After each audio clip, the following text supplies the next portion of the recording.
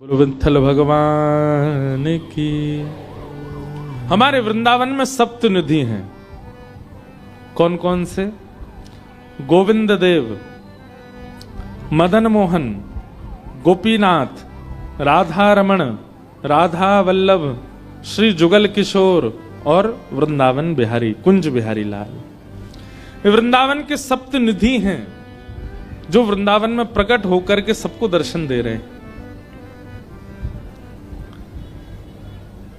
इन्हीं सप्तनिधियों को गोविंद देव जी को प्रकट किया रूप गोस्वामी जी ने, मदन मोहन जी को रूप प्रकट किया सनातन गोस्वामी ने, गोपीनाथ जी को प्रकट किया मधु पंडित जी ने, गोपाल भट्ट गोस्वामी को प्रकट किया श्री राधा रमण जी को प्रकट किया श्री गोपाल भट्ट गोस्वामी जी ने, राधा वल्लभ लाल जी को विराजमान किया श्री हितरवंश महाप्रभु ने, जुगल किशोर जी को व्यवस्थित किया श्री हरिराम व्यास जी ने, और श्री बांके बिहारी जी को प्रकट किया श्री स्वामी हरदास जी महाराज जी। ये वृंदावन के सप्त निधि हैं। आज इन्हीं निधियों में श्री मदन मोहन जी की लीला हम सुनते हैं थोड़ी, और उनके भक्तों के चरित्र सुनेंगे। बहुत सुंदर है।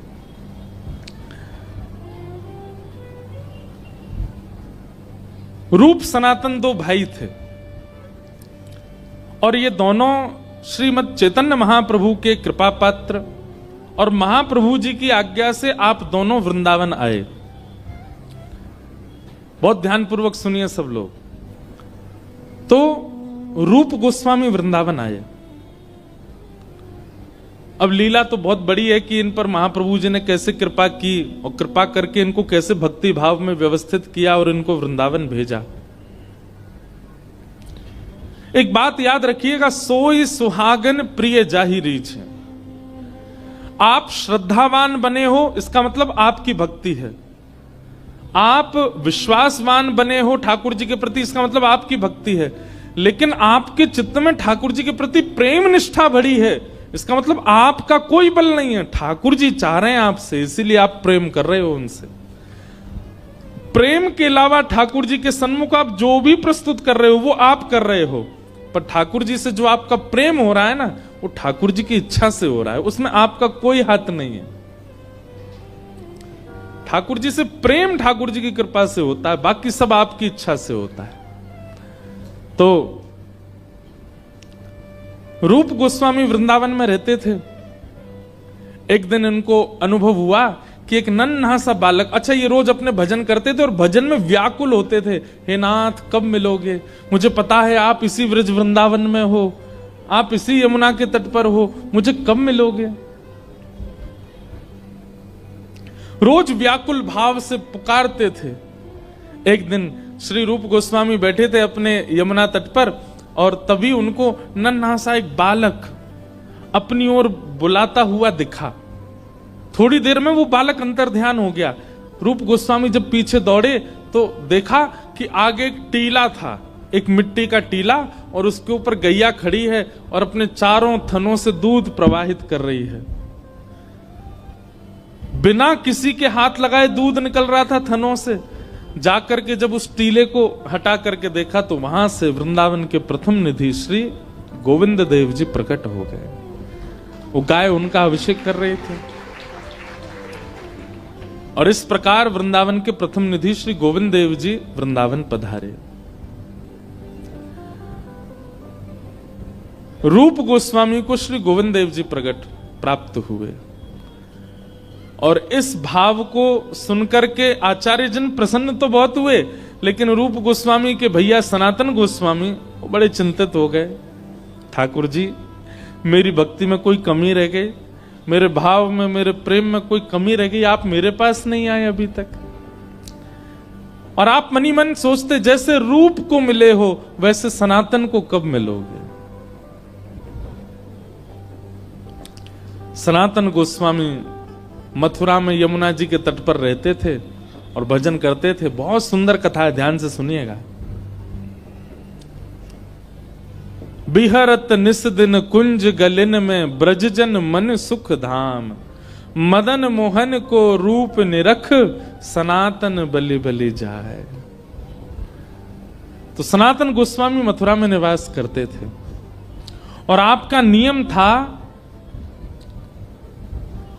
कि आप 24 घंटा में से 20 घंटा भजन करते थे, 20 घंटा माला करते थे, और बचे हुए 4 घंटे में सोना, स्नान करना, भोजन करना और भी जो काम होते हैं उसके लिए केवल 4 घंटे का समय रखते थे। बाकी 20 घंटे ठाकुर जी को देते थे। इसी में ही 4 घंटे में ही सो लेते थे, इसी में ही स्नान कर लेते थे, इसी में ही तिलक स्वरूप कर लेते थे, इसी में ही भ्रमण कर आते थे, इसी में ही परिक्रमा कर आते थे।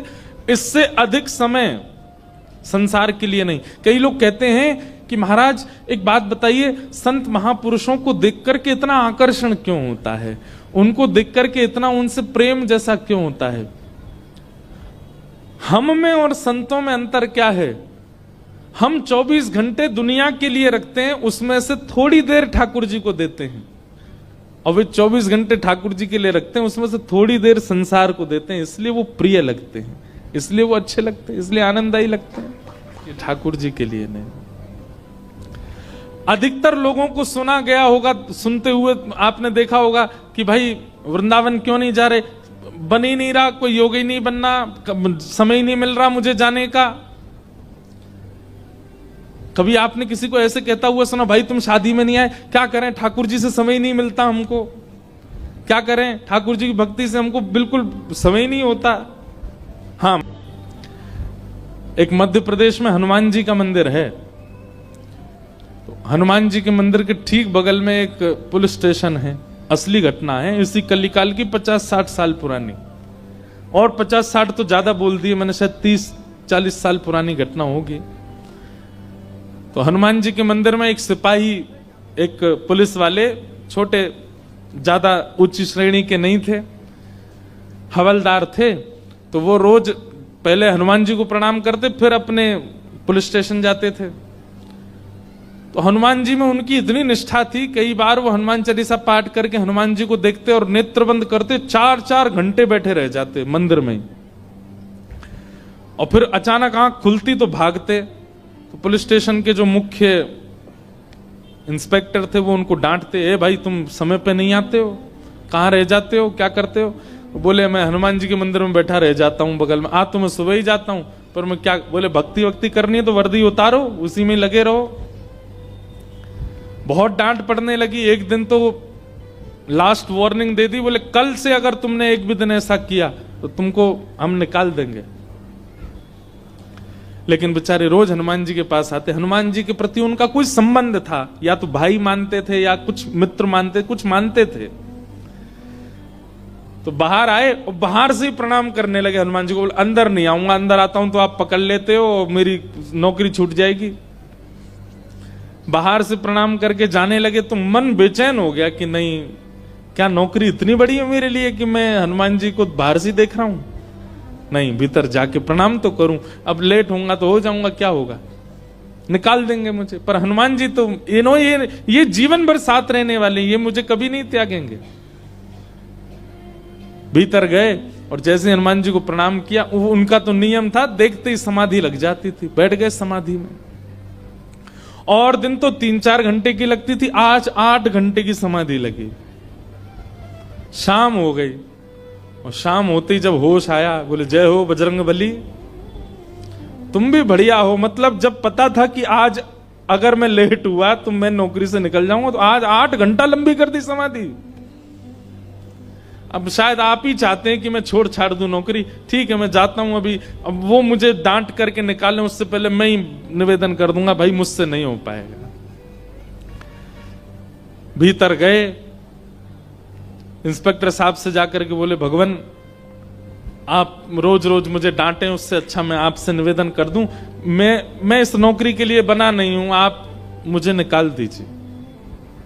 इंस्पेक्टर बोले क्यों, क्या हो गया, और तुम ऐसे क्यों बात कर रहे हो, सब बढ़िया तो चल रहा है, कोई दिक्कत है नहीं। बोले नहीं देखिए, उस दिन भी लेट हुआ, आज भी फिर मैं लेट हो गया। कब लेट हुए? आज सवेरे हम लोग गए तो थे, वो चोर पकड़ के भीतर बंद किया, तुमने उसमें इतने मुक्का मारे घुमा घुमा के बेचारे की नाक से खून निकाल दिया तुमने। हम तुमको रोक रहे थे, लेकिन आज तुम्हें ऐसा बल उठा उठा के फेंक रहे थे उसको। सब बढ़िया तो है, अब समय से आते रहते हो तुम, अब कोई दिक्कत नहीं है, अब क्यों कह रहे हो इस्तीफा देना? बोले मैं कहां गया आपके साथ, मैं तो आज अभी आया हूं पुलिस स्टेशन। तो बाकी सब अरे देखो ये क्या, ये पागल हो गया, भांग वांग खा के आया है। अरे भाई हम सब आज सवेरे हमको फोन आया, हम लोग कहीं गए थे पकड़ने, एक चोर को पकड़ के लाए, तुमने उसमें बड़ी पिटाई लगाई, हम सब साक्षी हैं। उसके हाथ पैर कांपने लगे। बोले भगवान मैं सौगंध खा के कहता हूं अपने परिवार की कि मैं सुबह आया था तब से मंदिर में ही बैठा हूं, मैं आया ही नहीं हूं अभी यहां नौकरी, मैंने ज्वाइनिंग ही अभी शाम को करी है। तुरंत दौड़ करके गए। बोले नाथ आज मेरी जगह आप गए थे तभी इतने मुक्का पड़े हैं चोर में।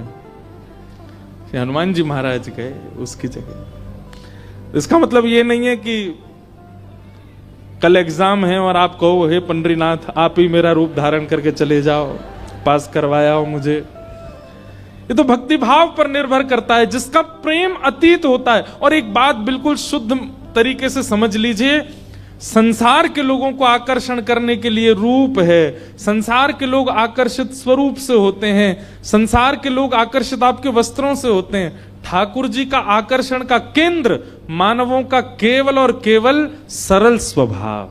जितना सरल स्वभाव वाला व्यक्ति उतने ज्यादा आकर्षित ठाकुर जी होते हैं उससे। और आज के मानव में सारे गुण हैं सरलता छोड़ करके, वो सरल नहीं है, बस बाकी सब गुण हैं उसमें। तो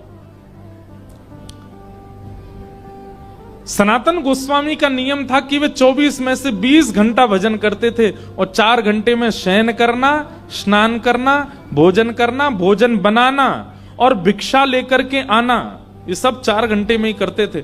अगर कभी कभी 4 घंटे में विलंब होता था और भिक्षा नहीं कर पाते थे तो भूखे ही भजन में चले जाते थे अगले 20 घंटे के लिए। ऐसा कठोर नियम।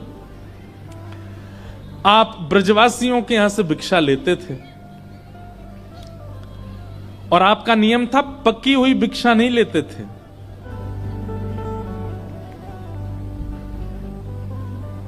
आप रोज भिक्षा लेने के लिए जाते थे।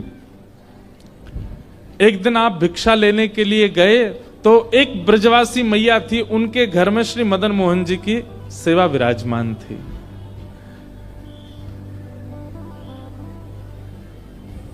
आप रोज मैया के यहां जब भिक्षा लेने जाते तो जब किवाड़ खुलती थी तो आप बाहर से ही दर्शन करते थे, भीतर छोटे से मदन मोहन जी विराज रहे हैं। आप तो देख करके रोज प्रणाम करके चले जाते थे, इससे अतिरिक्त कोई और अवसर आपको मिला नहीं। पर ठाकुर जी को यह बहुत भाग है, जब किवाड़ खुलती और भिक्षा लेने के लिए सनातन गोस्वामी आते, भीतर खड़े ठाकुर जी की अद्भुत सुगंधी से पूरा घर महक उठता। माता जी भिक्षा देके जब घर में आती भीतर तो मन में सोचती कोई इत्र की शीशी फैल गई है, कोई ने अगरबत्ती जला दी है, इतनी सुगंधी कहां से आवे। वास्तव में ठाकुर जी जब अपनी अत्यंत प्रसन्नता प्रकट करते हैं ना तो वातावरण जो है वो अत्यंत सुखद हो जाता है। उसका स्पर्श, वातावरण की वायु का स्पर्श भी बहुत सुखद लगने लगता है। वातावरण में एक अद्भुत सी सुगंधी का अनुभव होने लगता है।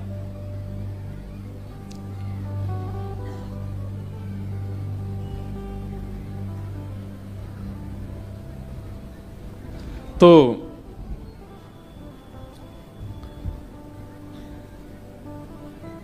ठाकुर जी को भागे सनातन गोस्वामी, हमको भाते हैं ठाकुर जी, पर ठाकुर जी को भागे सनातन गोस्वामी। रात्रि में ठाकुर जी मैया की, बूढ़ी मैया जो थी उनके स्वप्न में गए और स्वप्न जाके बोले मैया तुमने मेरी बड़ी सेवा करी, मैंने तुम्हारे घर खूब सेवा करी, खूब सेवा करवाई, खूब 56 भोग अरोगे, खूब आनंद सो प्रेम पायो, लेकिन अब आपके कछुदना शेष रह गए। मैया को बता रहे हैं ठाकुर जी, मैया से कह रहे हैं कछुदना में आप तो चली जाओगी वैकुंठ और फिर मैं अकेला रह जाऊंगा, फिर आपके दूर दूर के रिश्तेदार सब यहां पे आके लड़ेंगे झगड़ेंगे कि हम करेंगे सेवा, हम करेंगे सेवा। मैया वहां से अच्छो तो तू मुझे पहले ही कोई और को सौंप जा। तो मैया ने स्वप्न में ही पूछा जय जय कौन है, कौन ऐसा सुहागन है जिससे आप अपनी सेवा कराना चाहते हैं। तब ठाकुर जी बोले मैया एक बाबा तो भिक्षा लेवे आवे, सनातन बाबा, वही को तू मुझे पधरा दे, मैं वही के पास ही अपनी सेवा करवाऊंगा। मैया पहले तो बहुत रोई, बोले मेरी सेवा में कोई कमी है ठाकुर जी? बोले कमी नहीं है मैया, तू बस कछुदना की मेहमान हो रहे। मैया को कष्ट भी दे दिया और चिंता भी दे दी। किसी को पहले ही बता दो कि भैया तुम्हारे कछुदिनी शेष बच्चे, तो वैसे ही बेचारो टेंशन में आ जाए। ठाकुर जी केवल इतना ही कह देते कि उसको दे दो, ये क्यों बता दिया कि कछुदना में ही जाने वाली है। मैया को पहले चिंता हुई, बाद में मैया ने विचार किया कि ठाकुर जी सही कह रहे हैं, अगर मैं किसी को नहीं देके जाऊंगी तो रिश्तेदारों की नजर तो गड़ी है, क्योंकि दर्शनार्थी आते हैं, चढ़ावा चढ़ता है, और उस चढ़ावे के लोभ में कहीं ठाकुर जी को कहीं गलत स्थान पर ना ले जाया जाए।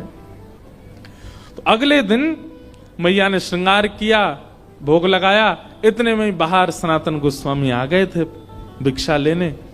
तो मैया गई और रोते रोते बोली, बाबा कल रात में स्वप्न में ठाकुर जी आए और आकर के मुझसे कह गए कि मोह तो बाबा दे दो, अब तुम यहीं डटे रही हो, मैं ठाकुर जी को ला रही हूं, उनको सब श्रृंगार सामग्री सब आपको दे रही हूं, ठाकुर जी को ले जाओ, आप ही सेवा करो बाबा। सनातन गोस्वामी बोले, मैया मैया रुको रुको रुको रुको, हमको श्रृंगार करना नहीं आता, हम केवल नाम जप करना जानते हैं, राधे कृष्ण कृष्ण कृष्ण राधे राधे, 20 घंटा यही करवाओ हमसे। अब किसी की रुचि नाम जप में होती है, किसी की रुचि सेवा में होती है, किसी की रुचि कथा में होती है, किसी की रुचि परिक्रमा में होती है, किसी की रुचि भोग में ही होती है। सनातन गोस्वामी बोले, दूसरी बात, सेवा तो सौभाग्य मेरे पास ठाकुर जी आएंगे, पर आपका इतना सुंदर भवन, इतनी बढ़िया व्यवस्था, मैं तो छोटी सी कुटिया में रहता हूं, और जमुना जी में बाढ़ आ जाती है तो मेरी कुटिया तो भय जाती है, उसमें ठाकुर जी को कहां विराजमान करूंगा, मेरे यहां कोई महल नहीं है। और तीसरी बात मैया, मैं तो 20 घंटा आंख बंद करके ध्यान में रहता हूं, आपके ठाकुर को तो सवेरे उठाना पड़े, बाल भोग लगाओ, फिर राज भोग लगाओ, फिर ब्यारू भोग लगाओ, फिर श्रम भोग लगाओ, 8 बार तो ये भोजन करते हैं, मैं किस करूंगा इनकी सेवा? अच्छा, मुझे करने में दिक्कत नहीं, मैं तो देखो 4 घंटा ही नियम से बाहर रहता हूं, उसमें ही सेवा कर पाऊंगा, इनसे पूछ लो ये राजी है कि नहीं। मतलब जैसे ब्याह पक्का होता है ना, तो लड़का पक्ष का या लड़की पक्ष की पहले ही अपनी डिमांड रख देते, भाई हम तो ऐसे ऐसे हैं, पूछ लो, रह सको निभा सको तो करना ब्याह। ऐसे ही सनातन गोस्वामी ने ठाकुर जी के लिए बोला, बोले ठाकुर जी से एक बार पूछ लो, व्यवस्थाएं ऐसी हैं मेरे यहां, रह पाएंगे कि नहीं। मैया बोली, आज मैं ठाकुर जी से बात करूंगी। रात में जैसे मैया सोई, स्वप्न में फिर ठाकुर जी कहा बात है मैया? बोले बाबा के यहाँ ना तो घर अच्छो बनो भयो, ना भोजन की अच्छी व्यवस्था, रसोई घर भी नहीं है, आप तो 8 बार भोग लगाते हो, आपको श्रृंगार करवाना होता है, ये सारी व्यवस्था उनके यहाँ नहीं है, वो तो 4 घंटा ही नियम से बाहर रहते हैं, तभी आपकी सेवा कर सकते हैं। और हो सकता है मैं तो बढ़िया पोशाक पहनाती हूं, बाबा तो केवल एक कॉपीन पहनाएगा आप, सर्दी पड़ेगी, जाड़ो पड़ेगा, मैं तो आपके आगे अंगीठी रखती हूँ कोयला की, बाबा तो आपको कंबल उड़ा के बैठा देगो बस, और बाढ़ आ गई तो है सके पेड़ के नीचे भी रहना पड़े। ठाकुर जी बोले, मुझको सब मंजूर है, पर रहूंगा वही के यहाँ। यही तो प्रेम होता है। लड़की को पता चल जाए कि जिससे मेरा ब्याह होने वाला है उसने इतनी शर्तें रख दी हैं, तो लड़की पहले हाथ नहीं करना ब्याह, ऐसे से क्या ब्याह करना। लेकिन ठाकुर जी का प्रेम सच्चा है। ठाकुर जी कह रहे हैं कि भैया वृक्ष के नीचे भी रखेगो तो रहूंगा वही के संग ही।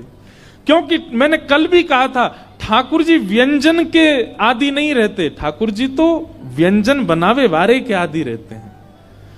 सत्य बताएं, ठाकुर जी को मंदिर में बैठना, ठाकुर जी को घरों में बैठना, गाड़ियों में घूमना, बहुत विशिष्ट व्यवस्थाएं होना ठाकुर जी को प्रिय नहीं है। जो उनका प्रिय भक्त है बस वो पास रहे उनके, वो ज्यादा प्रिय है ठाकुर जी को। ठाकुर जी प्रेम के आदि। दूसरे दिन मैया के यहाँ जैसे सनातन गोस्वामी आए, मैया तो अपने ठाकुर जी गोद में लेके आई, बोले बाबा आपकी सारी शर्तें हमारे ठाकुर जी को मंजूर है, रहेंगे आपके पास से। बाबा बोले अच्छा लाओ दो। अब नेत्रों में आंसू भर रहे हैं कि बताओ, मैं नहीं चाह रहा हूं, ठाकुर जी खुद आ रहे हैं मेरे पास। ये मेरे भजन का बल है। अपने हृदय से लगा करके श्री मदन मोहन लाल जी को लेकर के आए, नेत्रों से अविरल अश्रुधार गिरते जा रहे हैं। बोले ठाकुर जी झोंपड़ी से महलों में जाते हुए लोगों को देखा, पर महल से झोंपड़ी में आते पहली बार देख रहा हूं मैं। चौकी भी नहीं है एक बैठाने के लिए, नीचे फर्श पे ही गोबर का ऊंचा सा एक बना दिया चौकटा, उसी पे बैठा दिए ठाकुर जी। सनातन गोस्वामी के हाथ पैर कांप रहे, कहीं ठाकुर जी को कोई दिक्कत नहीं हो जाए। जल की व्यवस्था कर दी। अब बोले अब क्या भोग लगाऊं, मुझे तो सब्जियां भी बनानी नहीं आती, मैं तो आटा लेके आता हूं, यमुना जल में माड़ करके मोटा सा आटा टिक्कड़ बना करके और रज में भीतर धर देता हूं, 2-2 दिन में उसी में से निकाल के पाता रहता हूं, इनका कैसे भोग लगाऊं मैं।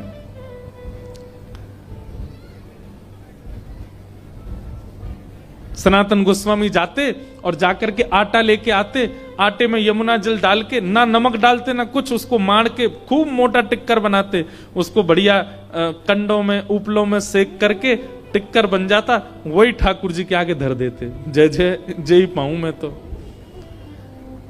कहां 5 प्रकार की सब्जी, 3 प्रकार के मिष्ठान, 2 प्रकार की नमकीन और 2-2 प्रकार की रोटी पाने वाले ठाकुर जी अचानक से टिक्कर पे आ गए। 4 दिन तक ठाकुर जी का टिक्करों का ही भोग लगा, और उसमें भी सनातन गोस्वामी ठाकुर जी को उठाते, भोग लगाते, फिर सुला देते, और फिर अगलो भोग 24 घंटा बाद लगेगा। 4 दिन बाद ठाकुर जी सनातन गोस्वामी के ध्यान में आए, नेत्र बंद करके जप कर रहे थे। जैसे ही ठाकुर जी आए, सनातन जय जय, आपकी सेवा बढ़िया चल रही है, कोई दिक्कत तो नहीं है, आप सुखी हो, आप आनंद में हो। ठाकुर जी बोले हाँ है तो सब बढ़िया, कोई आनंद, कोई दुखी नहीं है। जय जय आपकी आवाज ऐसी काहे को लग रही है, बहुत दबी दबी सी। बोले वो कहा 4 दिन से रूखे टिक्कर पा रहे हैं ना, गले में इर्ज गए हमारे, इर्ज ना समझते, गले में अटक गए हैं। अरे जय जय, मैं कहा आज्ञा करो, और नेक वाह में जो है का नमक डाल दे करो आटे में, नमक डाल के फिर जल से मार दिया करो, थोड़ा तो नेक स्वाद आ जाएगा उसमें। सनातन गोस्वामी बोले पिछले 40 साल से तो मैं केवल आटा ही पा रहा हूं, मैं नमक कभी डाला नहीं, पर आपकी आज्ञा, कल से नमक लाऊंगा। भिक्षा लेने गए, आटा लिया तो आटा दे करके बेचारी मैया तो चली गई भीतर। सनातन गोस्वामी सुनो थोड़ा नमक और दे दो। मैया बोली आ गया चटोरा घर पे, अभी तो नमक की क्या चले, अभी देखना क्या क्या आएगा तुम्हारे यहाँ। अब तो महाराज नमक लेकर के गए, जाकर के आटा बोर के ठाकुर जी को पवायो। 4 दिन 5 दिन तक ठाकुर जी बढ़िया, अब तो टिक्कर में नमक है, पाते हैं। 4-5 दिन बाद ठाकुर जी फिरते ध्यान में आ गए और खांसते भय आए। सनातन गोस्वामी बोले जय जय, जाड़ो लग गो आपको, ठंड लग गई है? नहीं जाड़ा ठंड तो नहीं लगी है, पर भैया देखो बहुत बढ़िया लग रहा है, हमको कोई दिक्कत नहीं, हम बहुत प्रसन्न है, 24 घंटा में एक बार भोजन मिलता है, प्योर डाइटिंग चल रही है हमारी। लेकिन ठाकुर जी ने ऐसा तो नहीं बोला, कोई तो मैं बोल रहा हूं। लेकिन भाई आटा जो है ना, ये पेट में जाता है, जगह जगह चिपक जाता है, इसलिए उसमें घी लगाया जाता है ताकि सब जगह से बढ़िया प्रेम से निकल जाए। नेक घी लगा दे करो वहां में रोटी में। ठाकुर जी मेरे पास घी कहां से आया, लेकिन मैं कोई नहीं, भिक्षा में लेके आऊंगा। भिक्षा लेने गए, आटा लेके आए, नमक लेके आए, मैया से मैया नेक्स्ट से जो घी दे दो। घी का एक सुंदर डिब्बा दे दिया। आप तो महाराज टिक्कर बनते हैं, उसमें घी और लगता है। अच्छा सनातन गोस्वामी तो पिछले 40 साल से साधारण पाते थे, लेकिन अब वे भी पाते हैं तो उनको कहते हैं भाई स्वाद तो है, आनंद तो आ रहा है। और फिर चिंता होती है कि कहीं ऐसा नहीं हो मेरी जीभ चटोरी हो जाए इनके चक्कर में। अब तो घी लगा के पान लगे। 5-6 दिन की सेवा हुई, ठाकुर जी फिर आ गए और ध्यान में आकर के सनातन गोस्वामी जय जय, सब आनंद, कोई दिक्कत तो नहीं, सब बहुत बढ़िया है। तो बोले फिर, बोले जब आप जाते हो भिक्षा लेने, आटा भी लाते हो, नमक भी लाते हो, घी तो है ही है, एक आलू भी ले आया करो, और जब टिक्कर सेकते हो तो उसमें जो धीमी धीमी आंच रहती है उसमें आलू डाल दिया करो, वो आलू भुन जाएंगे, भुन के उनके छिलका अलग करके मीड़ के उसमें नमक डाल करके दे दिया करो। सनातन गोस्वामी बोले फिर 6 दिन बाद कहोगे नींबू भी लिया आओ, फिर कहोगे चीनी भी लिया आओ, फिर कहोगे मालपुआ बनाओ, अब कहोगे फिर रसगुल्ला बनाओ। ठाकुर जी आप चलो, आपको वापस वहीं छोड़ के आऊं महलों में। और महाराज जैसे ही ठाकुर जी गोद में उठाए वापस ले जाने के लिए, प्रत्यक्ष श्याम सुंदर प्रकट हो गए और लिपट गए। और मदन मोहन जी प्रकट होकर के बोले मैं रूखी रोटी में ही राजी हूं, रहूंगा तुम्हारे पास से, जाऊंगा नहीं यहां से, यहीं रहूंगा। आहा बिहरत निस दिन कुंज गलिन में ब्रज जन मन सुख धाम, मदन मोहन को रूप निरख सनातन बलि बलि जाए। ऐसे हमारे श्री मदन मोहन लाल, बोलो मदन मोहन लाल की। तो वृंदावन सप्त निधियों के दूसरे ठाकुर जी श्री मदन मोहन लाल जी ऐसे सनातन गोस्वामी के पास आए। इसके बाद मुगलों का बहुत आक्रमण चल रहा था। उसमें भी औरंगजेब ये क्या करते थे कि ये मंदिरों में जाके मंदिर तोड़वा देते थे और फिर मूर्तियों को खंडित कर देते थे, जिसके कारण कई ठाकुरों ने ब्रज से राजस्थान पलायन किया। गोविंद देव जी प्रस्थान कर गए, जयपुर में विराजमान हो गए। गोविंद देव जी के मंदिर की 3 मंजिलें तो गिरवाई दी थी औरंगजेब ने। तो गोविंद देव जी को ले जा करके जयपुर के राजा ने कहा कि हम यहां सुरक्षा देंगे, आप ठाकुर जी को ले आओ। तब फिर सनातन गोस्वामी ने पत्र लिखा, बोले भैया हमारे ठाकुर श्री मदन मोहन जी हैं और इनकी भी बड़ी ख्याति है, सब मथुरावासी ब्रजवासी दर्शन करने आते हैं, इनका भी स्थान वहीं हो। तब सनातन गोस्वामी जी भी इनके शिष्य या सनातन गोस्वामी वो लेकर के ठाकुर जी को मथुरा गए, जयपुर गए और श्री मदन मोहन लाल जी जयपुर में विराजे। अब जयपुर के राजा जो थे वो गोविंद देव जी की सेवा करते थे और गोविंद देव जी की सेवा के बाद फिर श्री मदन मोहन जी की सेवा करते थे। जयपुर में 3 ठाकुर विराजते हैं वृंदावन के, मदन मोहन, गोविंद देव और गोपीनाथ। तो राजा की एक पुत्री थी, उसका विवाह हुआ, बड़े धूमधाम से विवाह हुआ। राजस्थान में करौली एक जगह, वहां पर उसका विवाह हुआ। विवाह में पिता ने अपनी पुत्री से कहा बेटी देख मैंने तेरे लिए सब व्यवस्था की, इतनी पालकियां जा रही, इतना सोना जा रहा है, इतने जवाहरात जा रहे हैं, तेरे लिए कोई दिक्कत नहीं छोड़ी। एक राजकुमार से तेरा ब्याह निश्चित किया, और कुछ तेरे मन में हो तो तू मुझे बोल, मैं तेरे को दूंगा। तो उस बेटी ने कहा पिताजी पक्का दोगे? बोले हाँ। बोले आप तो प्यारे गोविंद देव की सेवा करते हो, ये जो दूसरे ठाकुर श्री मदन मोहन है इनको मुझे दे दो, मैं इनको करौली ले जाऊं और वहां इनकी सेवा करूं। तो महाराज बेटी की बात सुनकर के पिता इतने व्याकुल हो गए कि अपनी पुत्री के चरण पकड़ लिए कि लाली तू कहे तो जयपुर का पूरा घराना तेरे नाम कर दूंगा, लेकिन तू ठाकुर जी को मत लेके जा मुझसे। ये कृपा करके ठाकुर जयपुर में विराजे, वृंदावन में प्रगटे ठाकुर जी जयपुर आए हैं, इनको लेके मत जा। बेटी बोली और मुझे कुछ नहीं चाहिए पिताजी, बाकी सारी संपत्ति आप रख लो, लेकिन मदन मोहन लाल जी को मुझे दे दो। यहां बेटी की हट हो रही है कि मुझे दे दो, पिता लड़ रहे हैं कि नहीं। सबने आके समझाया, बोले आपके पास गोविंद देव जी हैं ना, आप उनकी सेवा में हो, बिटिया कह रही है तो श्री मदन मोहन जी उसके साथ चले। बोले नहीं मैं तो दोनों की सेवा करूंगा। लेकिन जब पुत्री का हट अधिक होने लगा तो फिर राजा ने एक नियम बना दिया। बोले ठीक है एक काम करते हैं। बोले क्या?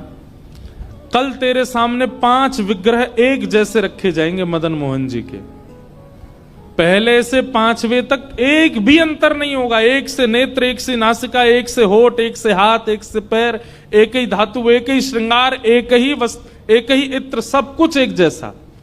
उन 5 में से 4 स्वरूप जो होंगे वो अभी कल के परसों के निर्मित होंगे, एक स्वरूप जो है वो असली मदन मोहन जी होंगे। अगर तैने असली पहचान लिए तो तू ले जाना, और तू अगर नहीं पहचान पाई तो फिर वो जयपुर में ही रहेंगे। बेटी हाँ बोलने में संकोच करने लगी तो राजा बोले, इतना ही प्रेम है तेरा, नहीं पहचान पाएगी तो फिर मना कर देना। तो उसने कह दिया, नहीं नहीं मैं पहचान जाऊंगी, मैं बहुत प्रेम करती हूं अपने मदन मोहन जी से, मैं पहचान जाऊंगी असली कौन से। राजा बोले ठीक है। रात भर बेटी चिंता में बैठी रही, रोती रही, क्या करूं क्या करूं। अब तो मदन मोहन जी के किवाड़ बंदे थी, सो रहे थे, बाहर ही जाकर के देली पूजने लगी, हे ठाकुर जी मैं तो अयोग्य हूं, अबोध हूं, पर मेरी इच्छा है कि आप मेरे साथ चलो। अगर आप मेरे साथ चलना चाहते हैं वास्तव में तो कुछ लीला कीजिए ना। और ऐसा कहकर के रोते रोते रोते वो वहीं सो गई। ठाकुर जी स्वप्न में आए और स्वप्न में आकर के बोले, सुनो हे राजकुमारी। बोले हाँ। देखो तुम्हारे पिता मुझे बिल्कुल नहीं छोड़ना चाहते, वो पांचों स्वरूप एक जैसा ही बना करके प्रस्तुत करेंगे, मुझे पहचान पाना बहुत मुश्किल होगा, तुम नहीं पहचान पाओगी। राजकुमारी बोली, जय जय, तो फिर मैं क्या करूं। बोले भैया सुनो, तुम ना पांचों के हाथ पकड़ के देखना, जिसके हाथ पकड़ने पर उसके एक हाथ की उंगली खड़ी होकर के हिलने लग जाए, समझ जाना वो मैं ही हूं। मैं अपनी एक उंगली हिला दूंगा, मेरी एक उंगली से तुम पहचान जाना मैं हूं। पिता को बिल्कुल विश्वास से कह देना यही मदन मोहन है और मैं तुम्हारे साथ चल दूंगा। वो तो नाचने लगी रात में, जय हो मेरे मदन मोहन लाल, अब तो कल मैं आनंद से, आप बस उंगली हिला देना अपनी। राजा ने कोई कसर नहीं छोड़ी, एक एक अंग बिल्कुल मदन मोहन जी जैसा निर्माण करवाया और 5 ठाकुर विराजमान कर दिए और अपनी पुत्री को सामने खड़ा किया। जयपुर के राजघराने के सब लोग खड़े हैं, बड़े बड़े लोग, देखने के लिए कि आज पता चले मदन मोहन जी जाएंगे कि नहीं। और कहा, लाली देखो बताओ कौन से मदन मोहन जी।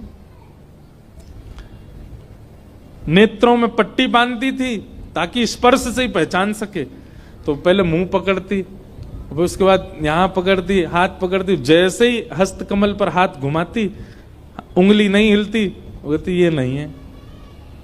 दूसरे पर हाथ करती और हाथ पे ऐसे घुमाती, बोली ये भी नहीं है। तीसरे चौथे सब निकल गए। अब तो वो घबरा गई कि ऐसा तो नहीं मदन मोहन जी उंगली उठा ही नहीं रहे हो। 5वें पर जैसी गई, जैसे जाके देखा, फिर से हाथ देखो, ठाकुर जी ने उठाई नहीं उंगली। अब तो बोली रुक जाओ मैं एक बार और देखूं, और एक बार और उसने प्रयास किया, पहले दूसरे ने नहीं उठाई। तीसरे के पास जैसी गई, नेत्र थोड़े भर से आए उसके हृदय से, हे मदन मोहनलाल कृपा करो ना। जैसे हाथ पकड़े, सोई ठाकुर जी ने अपनी उंगली उठा करके धीरे धीरे हिला दी। उसने तुरंत ठाकुर जी का हाथ पकड़ के पिताजी के सामने, पिताजी ये हैं मदन मोहनलाल जी। अब सब लोग देखने लगे, राजा को पता है असली कौन से। राजा नतमस्तक हो गया, दंडवत हो गया, और दंडवत होकर के बोला, पुत्री ने सही चुना, यही है श्री मदन मोहनलाल।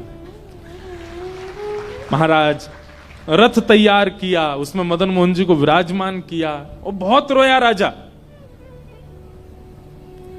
पुत्री जाते जाते बोली, पिताजी आप रोइए मत, आपने देखा मैं कितना प्रेम करती हूं मदन मोहन जी से, आपने 5 स्वरूप बनवाए फिर भी मैं पहचान गई कौन से हैं मदन मोहनलाल जी। राजा धीमे से बोले, सुन मुझे सब पता है, तूने कैसे पता किया। वो उंगली हिलती हुई मैंने भी देखी थी, लेकिन मैं कष्ट में नहीं रो रहा हूं, मैं तो प्रसन्नता में रो रहा हूं। तू ले जाना चाहती तो मैं कभी नहीं भेजता, पर ठाकुर स्वयं जाना चाहते हैं इसलिए मैं भेजूंगा। वो स्वयं इच्छा प्रकट कर रहे हैं इसलिए मैं भेजूंगा। और इस नाते से, इस कृपा से श्री ठाकुर मदन मोहनलाल जी आज भी जयपुर के श्री, राजस्थान के श्री करौली में विराजमान हैं। बोलो मदन मोहन लाल की जय। ब्रज के नंद लाला, राधा जी के सांवरिया, सब